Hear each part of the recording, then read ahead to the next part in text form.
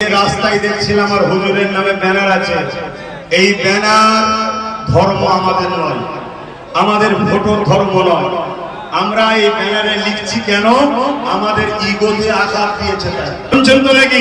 I love Muhammad সাল্লাল্লাহু আলাইহি ওয়াসাল্লাম এই ব্যানার লিখছেন, টাঙাচ্ছেন। এটা প্রেমের ব্যাপার, আমি বিরোধী করছি না। কিন্তু যদি কোনো ব্যানার রাস্তায় পড়ে, ট্রেনে পড়ে, বেউজ্জতি হয়, তাহলে মনে রেখে দিও তোমার সাথে আর উত্তরপ্রদেশের জালিমের সাথে পার্থক্য কিছু নেই। কিন্তু আর এটা আমার নবীর নাম, এটা মাথায় রাখতে হবে।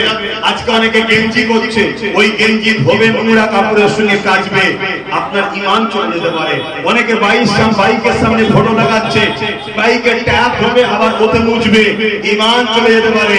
তাই আমার রাসূলের কোনো ফটো আল্লাহ দেয়নি, কেন ফটো থাকলে রাস্তাঘাটে পড়ে থাকতো।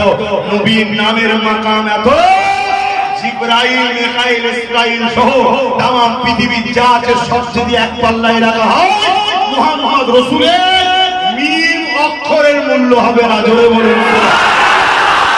ভালোবাসছেন বাসুন, নিজের দায়িত্বে করুন। ব্যানার স্টিকার মারছে দেয়ালে, আরে দুদিন পর ছিঁড়ে চলে যাবে, তো ওটা তো ট্রেনে চলে যাবে দিয়ে, তাহলে আমার নবীর বেইজ্জতি হবে না?